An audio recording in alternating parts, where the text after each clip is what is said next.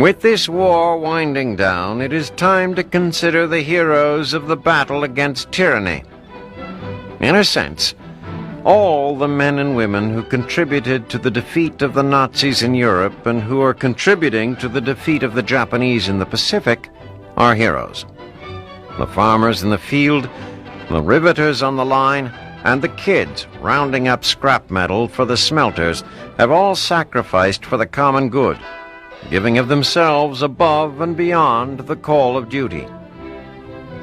But in battle, there is a different sort of heroism, because in battle there is not just personal inconvenience to overcome, but also the possibility of death and dismemberment, of total sacrifice. To become a hero in battle, it is necessary to put the communal cause ahead of the individual's most basic instinct, survival. As the war ends, hundreds of thousands of Americans are returning home as decorated veterans, the ribbons on their chests barely hinting at their accomplishments. They are, almost literally, the kids next door, torn from peacetime normalcy to fight a war not of their own making. Almost to a man, they have risen to the occasion, fighting not for the glory, but for the good, asking little in return but the chance, eventually, to return home and resume their previous lives. As time passes, their tales will be told. Grandchildren at fireside will hear how they charged into enemy fire, fought without rest for weeks or even months at a stretch, and reached out with a hand of kindness to a continent in ruins. In a war this vast, extraordinary heroism becomes almost a common thing.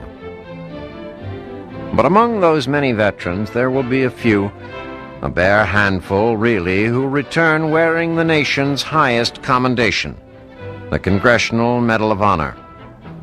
The recipients of that award are anything but common.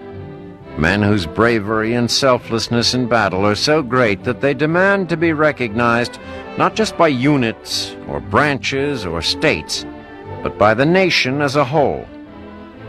In 1862, Congress authorized the casting of a medal to be given to non-commissioned officers and privates as shall most distinguish themselves by their gallantry in action during the present insurrection. A year later, officers were made eligible for the decoration, which is awarded based on 8 criteria: setting a personal example under fire that inspires other men, devotion to duty under fire, accepting danger, saving life, overcoming one's injuries, defeating great odds, taking command, and seizing the opportunity to strike a blow at the enemy. So that the medal will not be denigrated by petty second-guessing, the records upon which the decisions are made are destroyed, but a few things about the awards process are known. Traditionally, it is necessary that a recipient's heroic acts be witnessed by 3 or more people. Statements by those witnesses are reviewed at the division level, and if the actions described seem distinctly and undeniably heroic, the information is then bumped up the chain of command.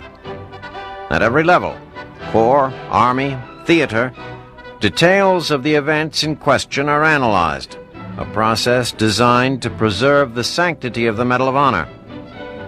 Finally, with the facts of a case known and put in perspective, a decision is rendered and a recommendation is made to Congress.